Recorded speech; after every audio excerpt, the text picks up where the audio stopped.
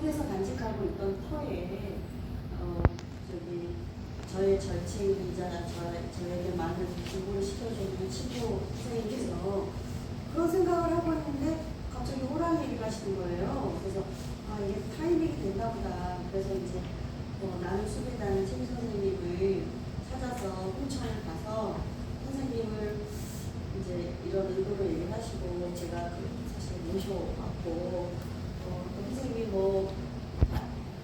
홍천에 또 저희 호랑이 전시관 박물관을 갖고 계셔서 굳이 이렇게 나오셔서 그때 오픈을 안 하셨어요. 근데 제가 여기 호랑이 너무 좋아서 범이라고 하죠.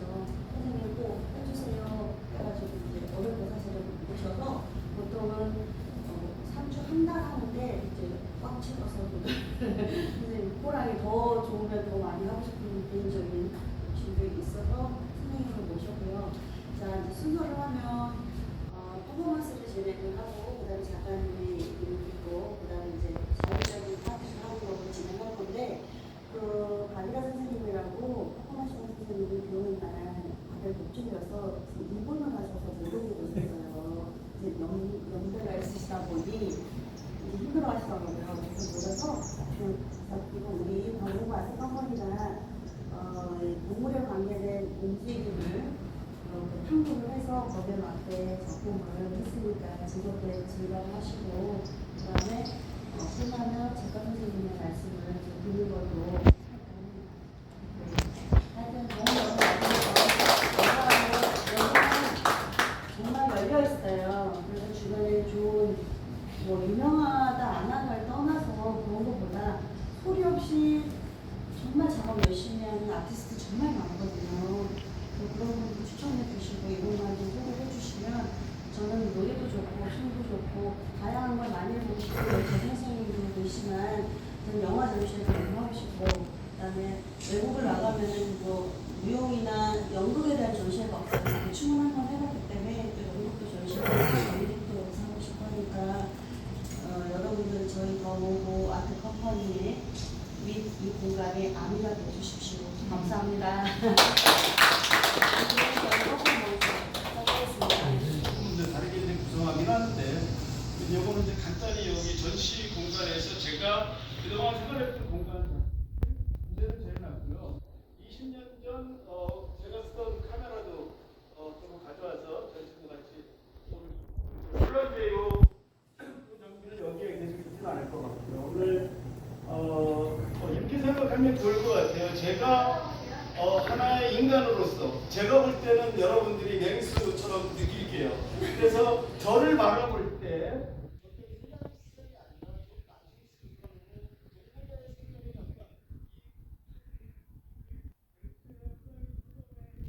좀 이해하는 데 도움이 될 것 같아요. 그래서 오늘은 아주 서범과 호랑이가 많이 와서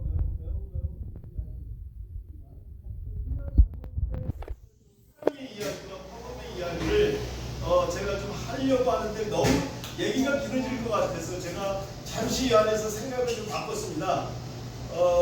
20년 전으로 25년 전으로 돌아가고 싶어요. 2000년 전 제가 맹수를 처음 만났을 때의 느낌, 호랑이를 처음 만났을 때 이야기를 좀 들려드릴 거예요.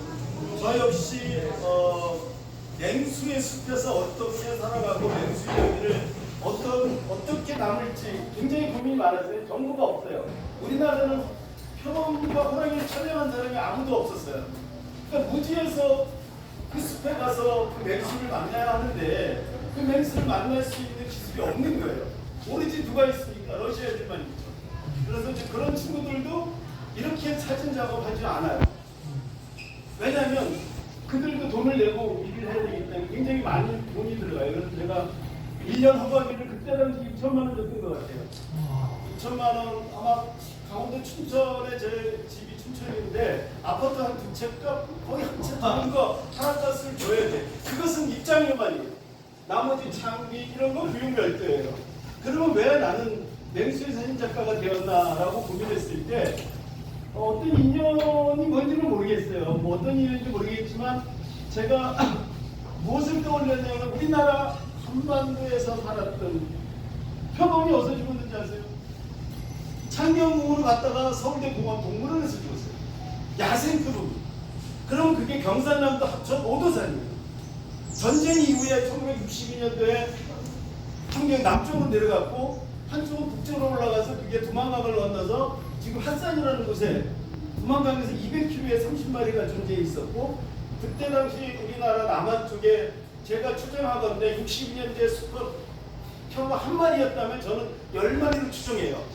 왜냐하면 수컷은 2마리 새끼 낳죠. 그럼 새끼 2마리에 엄마 순놈 만명 4명이죠. 그 주변에 걔네들만 살지는 않았을 거라고. 아주 마지막 시대를 발악하는 저는 맥수가 있었을 거라고 봐요. 그래서 왜 이렇게 아름다운 동물이 이렇게 우리 인간이 보호를 못 받고 살았지? 그래서 제가 관심을 갖고 그때부터 그래 내가 이런 맹수하고의 시간을 평생 갖는다면 후회하지 않는 시간을 가질 수 있다는 생각이 들었어요. 그래서 오로지 이제 팝업하고 호랑이에 꽂혀서 30년 동안 이제 그들의 흔적, 그들의 냄새, 그들의 털, 그들의 그 동물 잠자는 곳 이런 곳들을 찾아다니면서 러시아에서 그러면 한국에서 출장 가서는 비리를 잡을 수 없죠. 그래서 이제 방송국 사표를 내고 이제 2000년대 짐스터크 들어가서 10년 동안 살면서 이제 출장한 거죠. 그래서 그렇게 만들어진 동물들이 모아서 한 20년 되니까 이제 전시할 만해요. 네, 스토리가 되는 거예요. 근데 한 장 가지고 나 이거 이렇게 찍었어 이렇게 말하기는 어렵죠. 그래서 맹수를 만날 수 있다는 것은 여러분들이 아마 가장 질문을 많이 하는 게 뭘까요? 위험하지 않아요? 이거예요. 위험하지 않아요. 저는 뉴욕의 길거리에 걸어가는 도시의 한 인간보다 호랑이 숲이 훨씬 더 안전하다고 느끼는 겁니다. 거기는 묻지마 목격이 있고 다양한 애들도 있죠.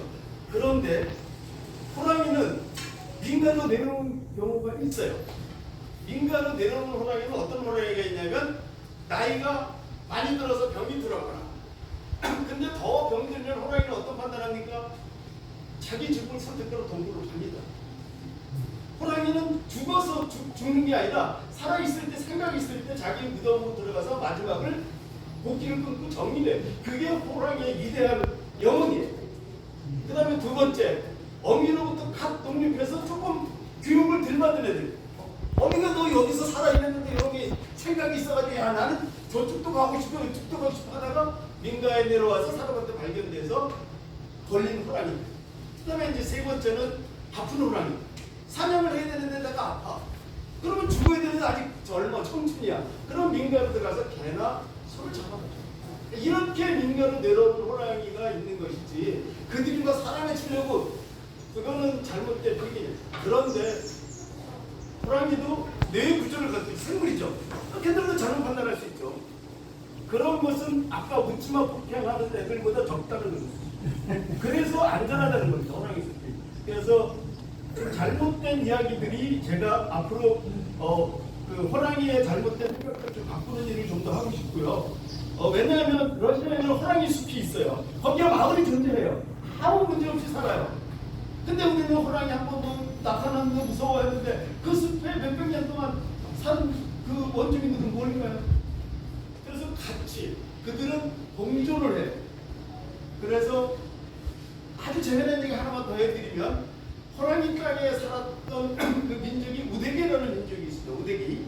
그 우데기는 동양인하고 비슷해요. 그런데 비킹강을 중심으로 살아가는 우데기 사람들의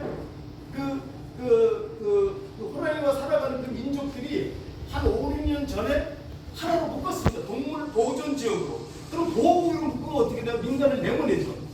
러시아 정부는 그러지 않았어요. 같이 묶었어요. 너들도 같이 살았으니 같이 보호구역으로 정해서 사람과 동물이 같이 보호를 받고 살고 있어요. 근데 이게 맞는 거죠. 그것을 호랑이가 산다 해서 몇백 년 살았던 민족들을 보내도 아무 문제 없는데 그걸 바깥으로 내보내면 안 되죠. 그래서 같이 보호구역 안에서 지금 살고 있어서 그 이야기도 제가 좀 앞으로 좀 취재 대상 중에 하나이기도 하고요. 그렇게 러시아에는 호랑이와 더불어서 살아가는 민족들이 많이 있다. 그런데 얼마 전에 아마 인터넷 보시면 알겠지만 호랑이가 마을에 내려와서 사람을 공격한 경우가 2번 있었어요. 한 번은 제가 그 현장에 갔더니 호랑이는 그 사람이라고 안 했어요. 그래서 러시아 사람들은 겨울에 낚시를 해요. 이렇게 계곡에서 큰 강에서 구멍을 뚫어서 이렇게 낚시를 해요. 이 사람은 하루 종일 이것만 합니다. 이렇게. 그럼 호랑이가 저 숲에서 이렇게 보니까 저거 사람 아니야. 곰이야. 이거만 하는데 뭐 공격한 거죠. 그런데 아까 제가 잠깐 손님들하고 얘기를 한 것 중에 하나가 뭐냐면 사람한테 많은 악취가 나요. 많은 냄새가 나. 근데 러시아 원주민들은 양치질도 안 하고 향수도 안 발라. 오로지 저 추우니까 곰 가죽 뒤집어 쓰고 이렇게 딱 치료해요. 그러면 호랑이 입장에서는 당연히 공격할 수밖에 없죠. 그래서 그렇게 사고 나는 거 외에는 사고가 거의 없다. 제가 알기로는. 그래도 그런 맹수의 숲에서 제가 한 20년 느꼈던 그 기운은 뭐냐면 정말 고요하고 아름다워요. 그래서 제가 기회가 되면 여러분들하고 한번 맹수의 숲을 한번 같이 트레킹도 하고 그들이 살아가는 흔적도 봤으면 좋겠다는 게 제 생각이고요. 그래서 여기 전시된 이런 어떤 호랑이와 표범의 동물 하나를 볼 때 그 행동하는 얼굴만 보지 말고 주변을 보세요. 주변. 이 동물이 갖고 있는 주변의 색과 이 동물의 색이 어떻게 엮여져 있고 어떤 보호색을 띠고 있는지 분석해 나가면 동물을 좀 보는 재미가 있을 것 같아요. 그래서 그런 이야기들, 그런 동물들에 대한 잘못된 것들을 제가 이제 하나하나 풀고 싶은데 나는 숲이다라는 유튜브가 있습니다. 유튜브에 들어가서 나는 숲이다라고 검색하면 거기에 일부 좀 많이 좀 나와 있어요. 제가 지금 했던 얘기들도 더 진실하게 그런 동물 이야기들이 있으니까 그걸 봐주시면 좋을 것 같고요. 아까 얘기가 조금 다른 쪽으로 흘렀는데 20년 전에 처음 제가 EBS에서 호랑이를 저한테 찍어달라고 했을 때 왜 나냐?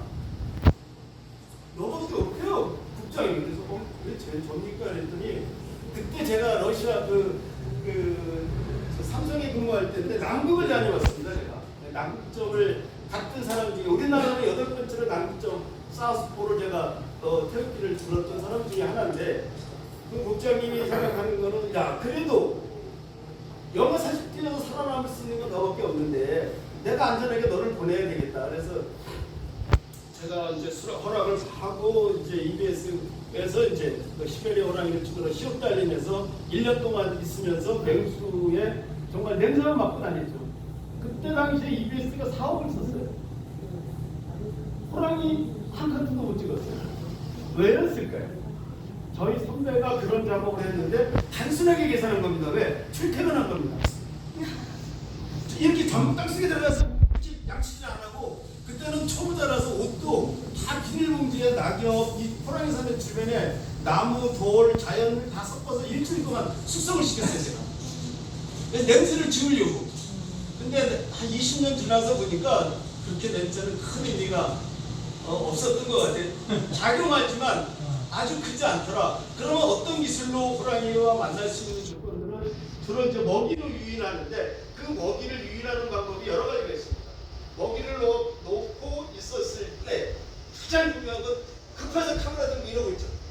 안 와요. 내가 여기서 움직이면 아무리 냄새를 줘도 그는 냄새를 맡아요. 왜? 그가 갖고 있는 힘이 있기 때문에. 보통 1kg에서 냄새 맡아요. 손하고 냄새도 맡아요. 그래서 제가 생각한 거는 이걸 똑같이 인정시켜 놓고 제가 입은 옷 다 여기다 놓고 나가 있는 거예요. 한번 여기를 왔다 가면 걔는 이게 안전하다고 느끼는 거예요. 이게 중요한 건 이 숲의 이 공간이 숙성돼야 되는 숲의 일부가 돼야 되거든요.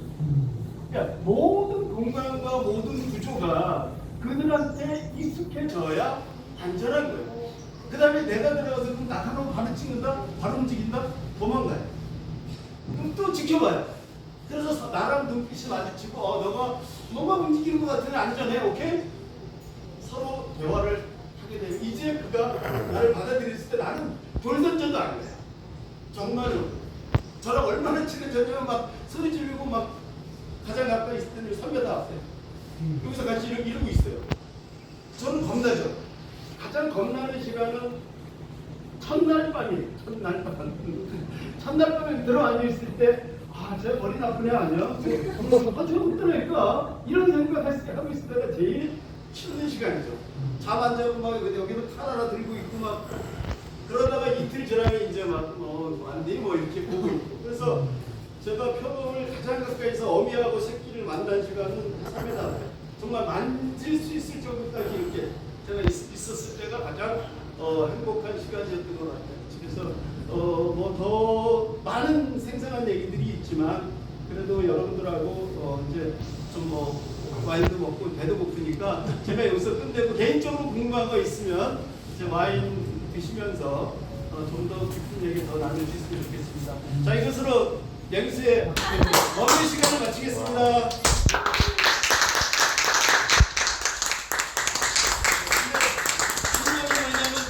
여기서 열흘 동안 있을 때 나갈 발이 안 움직이잖아요. 똑같아요. 안 움직입니다.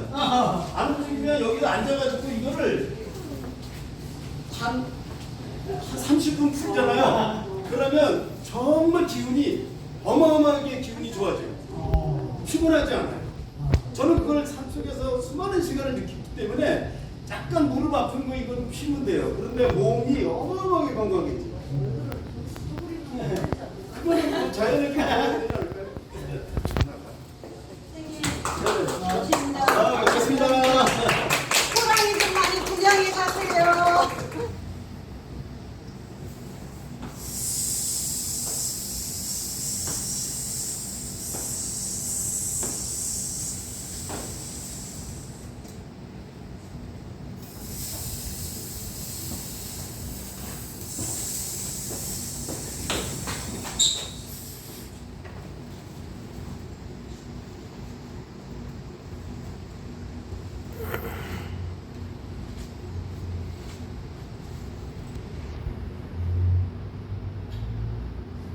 우리는 침묵하는 지구를 위해서 무엇을 할 수 있을까요?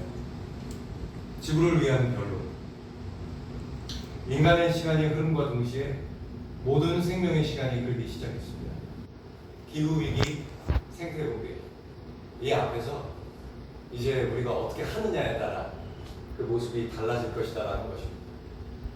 이 전에 없는 위기 속에서 정말 여지껏 본 적이 없는 길이 열리고 있습니다. 인간 중심에서 모든 생명을 중심으로, 권력 중심에서 전체를 중심으로 패러다임이 바뀌어야 합니다. 존재가 있는 곳에 권리가 있죠. 산에는 산의 권리가, 강에는 강의 권리가, 동물에게는 동물의 권리가, 꽃에는 꽃의 권리가, 존재할 권리가, 같이 살아갈 권리가. 여러분들은 지구 진화에 참여할 권리가 있습니다. 오직 인간만을 위한 가치와 체계는 이제 현실적이지가 않습니다. 이제 인간만을 위한 체계가 아니라 지구 공동체 모두가 참여할 수 있는 그런 체계가 필요하다는 것입니다. 우리는 지구를 파괴하던 지배자에서 지구의 권리를 지키는 대변자로서 진화해야 할 필요가 있지 않을까요? 엄청난 다양성 속에서 아주 친밀하게 연결된 생명의 공동체, 모든 생명이 존중받고 공존할 수 있는 지구 공동체는 지구를 위한 새로운 법체계 안에서 새롭게 열릴 것입니다.